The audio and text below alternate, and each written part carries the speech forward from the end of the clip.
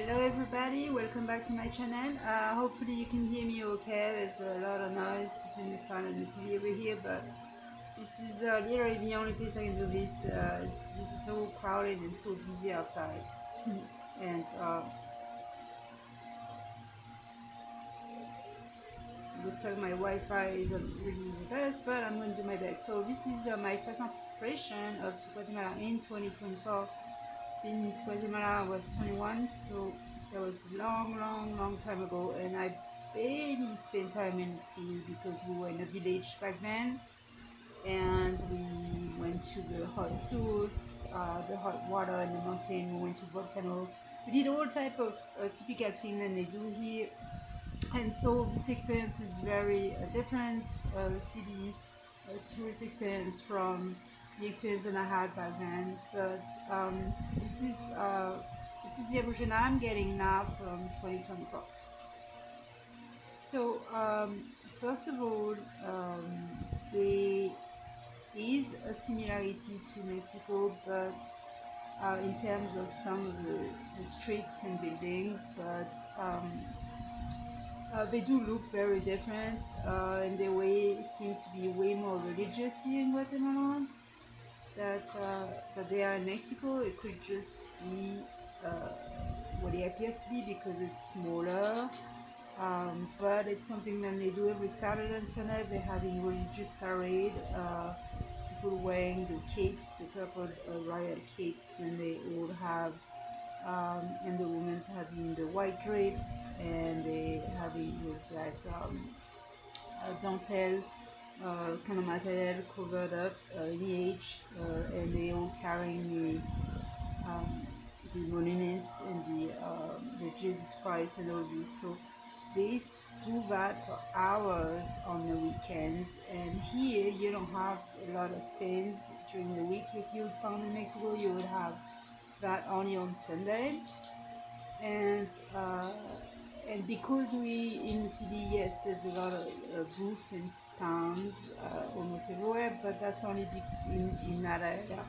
Otherwise, when you drive away anywhere from 10 to 50 miles away, you're not gonna see these booths and vendors like you're gonna find in Mexico. It's usually everywhere, and sometimes 4 or 5 days a week, and here it's literally just Sunday, or like I said, in the downtown area.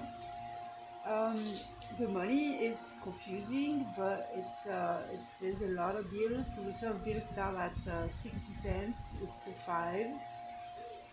It's a 5 bill, and then you have a 10, then you have a 20, and then you have a 50, and then you have a 100, and they all look completely different.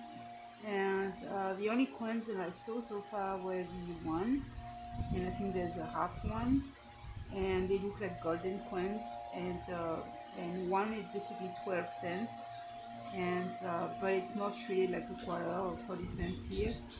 Anyway, so you gotta get adjusted to that. The Here it seems much more dangerous. You have military crews, police crews everywhere. You have armed officer in pharmacy, bakery, grocery store. Literally every store you're gonna have a guy standing with a giant shotgun, and that can be scary, but I guess they need it for protection. So it's embarrassing at first, but you get used to it. Another thing is the women here, they are wearing the dress, the main dress, a lot more that in every culture you see, maybe in India as well. A lot of them, I would say 50% of women are wearing the dresses. It could be usually 2-piece, or it could just be the whole dress. So here taco is not really a thing. It's more like, here I would say it's more corn and tamales, and then the dish, the different type of dish, more like Indian type. But I would say you're not gonna find much taco in here. It's just not really a thing. as much.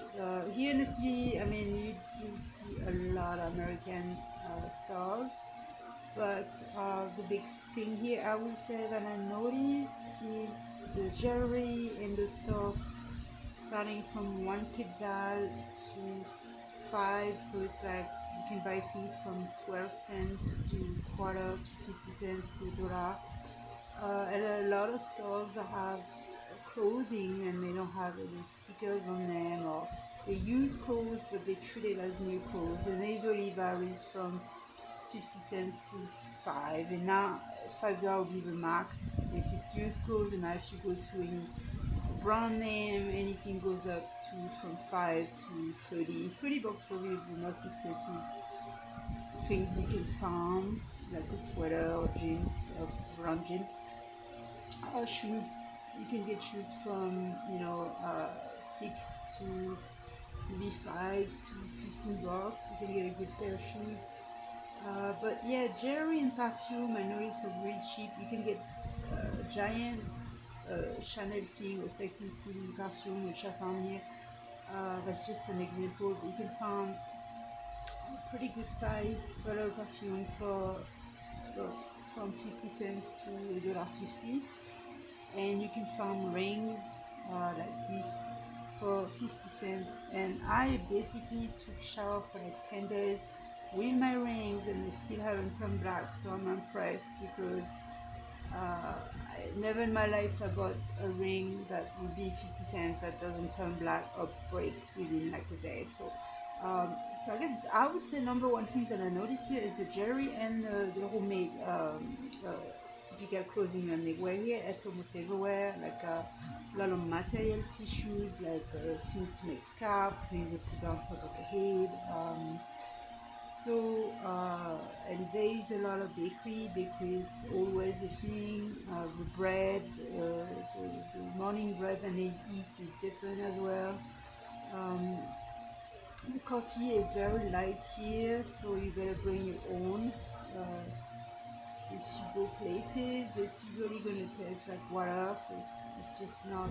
But if you buy the typical Guatemalan coffee for a coffee maker, it's actually extremely good. It's so much more than I could say.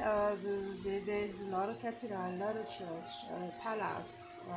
So overall, it's kind of mixed up. So they keep the old structure with the old houses, with the with wood structures, and so you can kind of see parts of the past mixed with today's. So they will just use like a former cathedral or former church and make it into a clinic or hotel, or a school, or so you don't really have a view in every place like from downtown, but as soon as you drive from 2 to 3 miles away, you usually will see the hilltops with all the house on the hills.